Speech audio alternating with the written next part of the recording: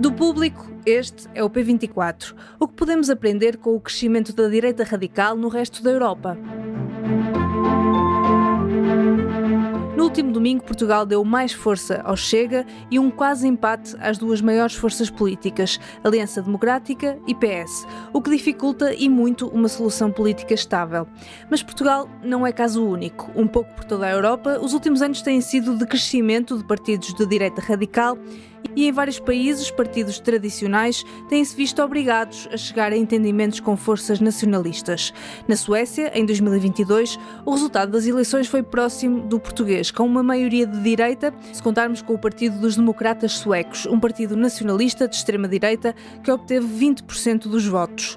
A solução foi então uma coligação dos três partidos de direita moderada, que governa com um acordo parlamentar com o partido de direita radical. Já em Espanha, o fenómeno começou há mais tempo.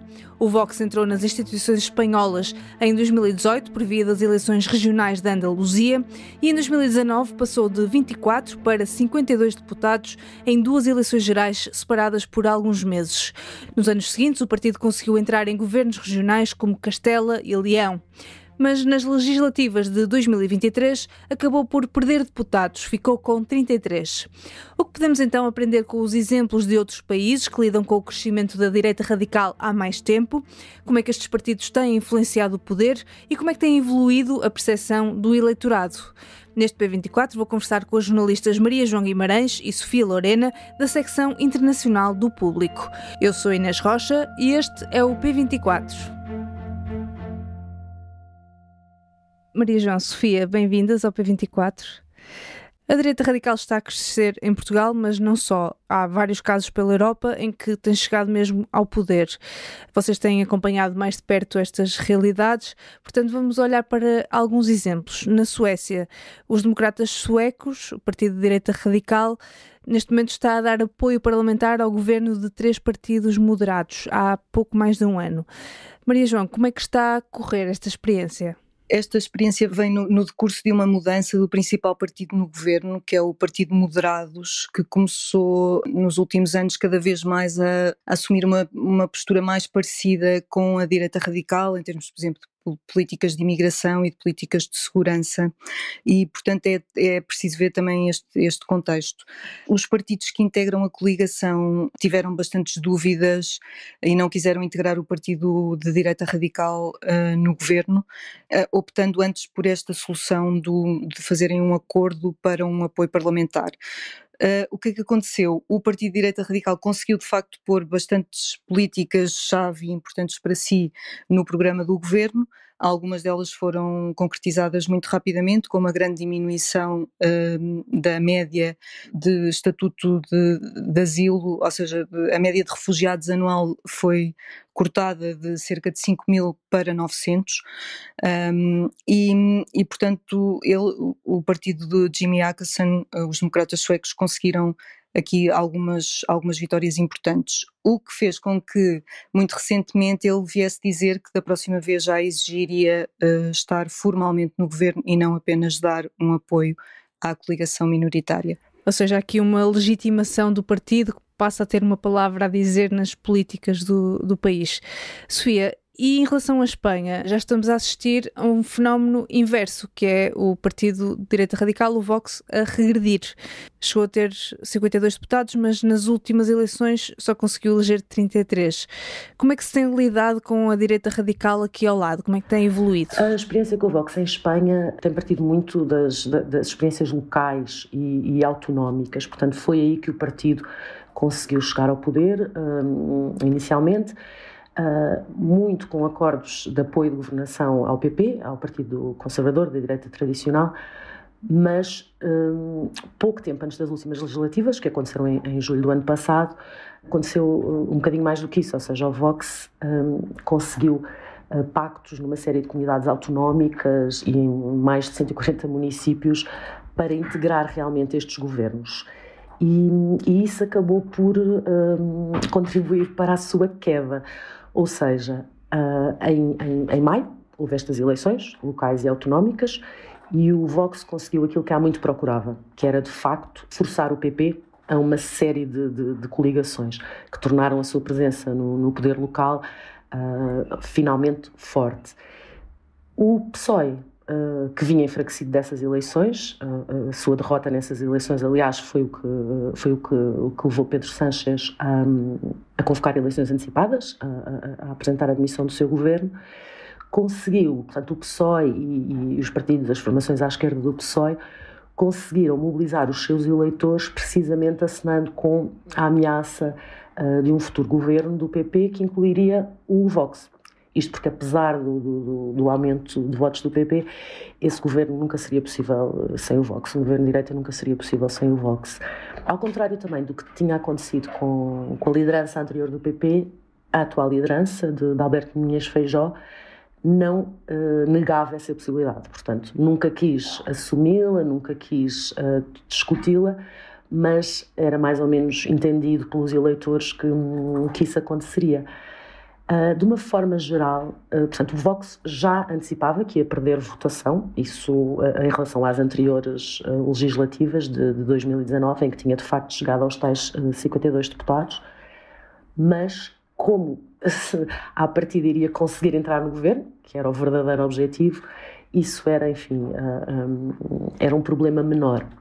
O que aconteceu foi que o PSOE conseguiu, com essa ameaça e, ao mesmo tempo, com as políticas que já estavam a ser implementadas nas regiões e nos municípios em que o Vox chegar ao governo, portanto, políticas antifeministas, políticas anti-LGBTI, políticas, enfim, até de cancelamento cultural, o lado mais extremo dos programas do Vox, portanto, uma mistura de o PSOE ameaçar com esse fantasma, insistir muito nessa mensagem e, ao mesmo tempo, uma deriva autoritária do Vox, não é? Que nessa passagem entre umas eleições e às outras acabou por ter uma crise interna, porque as negociações para a entrada nesses governos locais e autonómicos foram deixadas nas mãos dos membros mais radicais do partido, do setor integrista, digamos assim,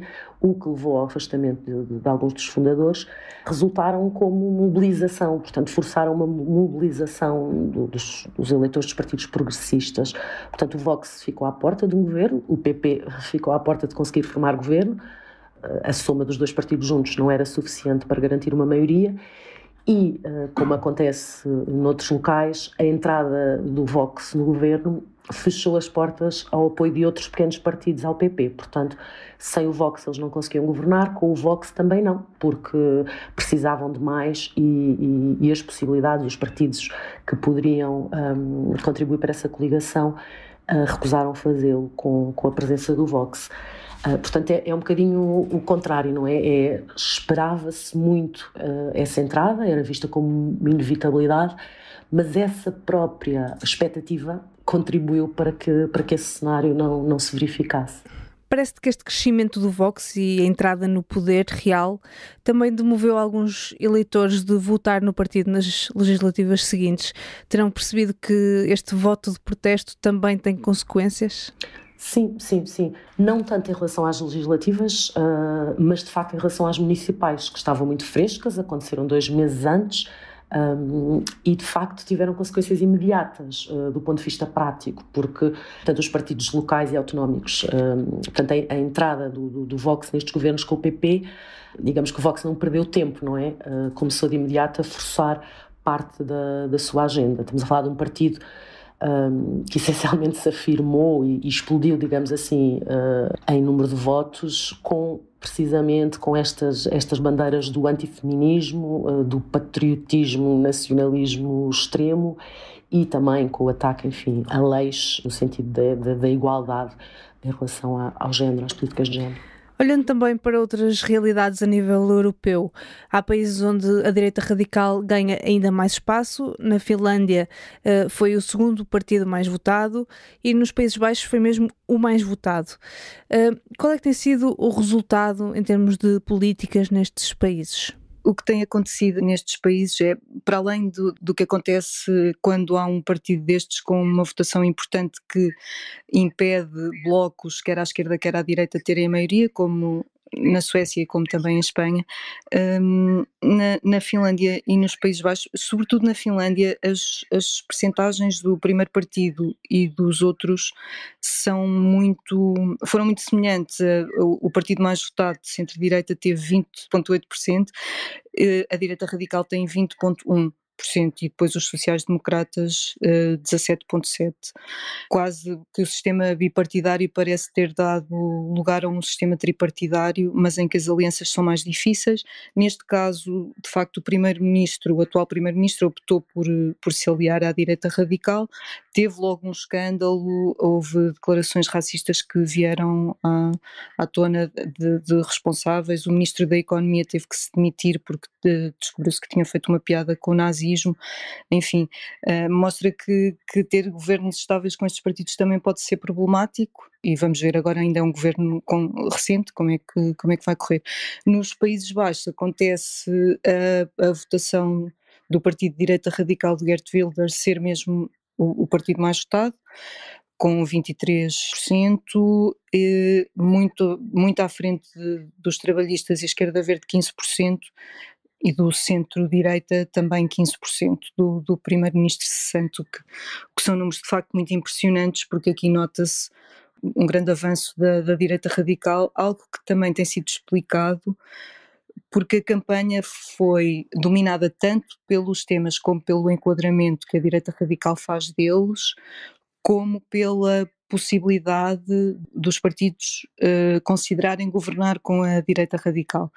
E, de facto, o partido de centro-direita fez isso, e isso foi visto como um dos fatores, mostrou-se disponível, portanto, a governar com Geert Wilders, e isso foi visto como um dos fatores que deu força eleitoral a Wilders, fazendo-o ficar em primeiro. Tendo em conta todos estes exemplos, agora que em Portugal temos também um grande crescimento da direita radical, qual é que vos parece que será o caminho que o partido de André Ventura irá percorrer? Para onde é que poderá ir a direita radical em Portugal? Isso vai depender agora muito do que é que faz a AD, não é? Já excluiu um governo com o Chega.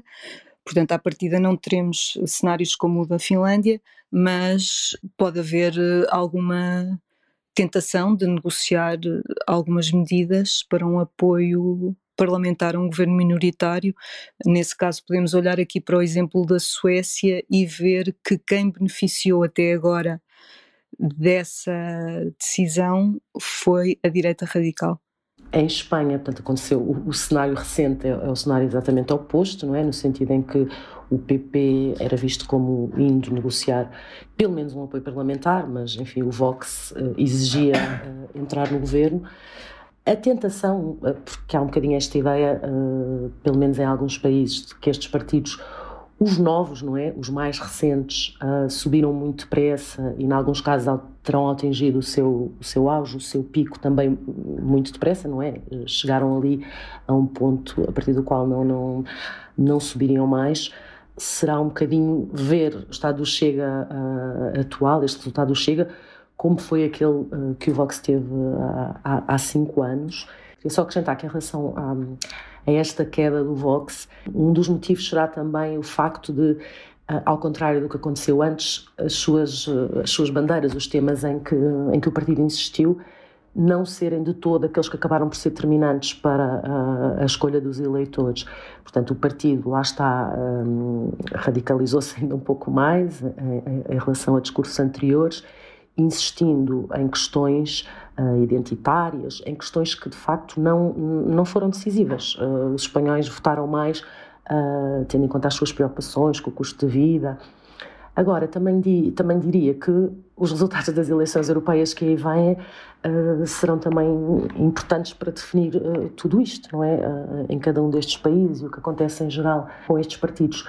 Em Espanha há um bocadinho a ideia que, de facto, o Vox começou a descer, não é? Portanto, chegou ao seu auge e começou a descer, e que a tendência será o PP engolir este partido, depois de ter perdido votação durante alguns anos, agora acabar por engoli-lo. As sondagens mostram que o Vox manterá mais ou menos a sua votação das legislativas para as europeias e vai de facto aumentar a sua bancada parlamentar, mas já não está a subir. E as sondagens atuais em relação a legislativas, se elas repetissem hoje, mostram que o Vox continua a descer. Mas eu diria que tudo depende, tanto em Portugal como em Espanha, como noutros países, um bocadinho também do que acontecer no conjunto da Europa e no resto do mundo. Portanto, o próprio aumento de votos no Chega poderá poderá beneficiar o Vox, e o que se passar no resto do mundo terá com certeza influência no futuro próximo. Claro, teremos que esperar para ver. Maria João Sofia, muito obrigada. Obrigada. Obrigada. Do Público, este é o Manual de Economia. Viva! O meu nome é Pedro Ferreira Esteves, editor de Economia do Público, e neste episódio vamos tentar compreender a linguagem dos orçamentos do Estado. Já está disponível mais um episódio do Manual de Economia, um podcast do Público que explica conceitos que mexem com a vida de todos. Esta semana saiba como funciona um orçamento retificativo e quais as opções da AD em relação ao orçamento do Estado. Não se esqueça de seguir o Manual de Economia na sua aplicação preferida para não perder as novidades. É tudo por hoje. O P24 é um podcast do Público com música original de Ana Marques Maia. Eu sou Inês Rocha. Tenham um bom dia e até amanhã. O Público fica no ouvido.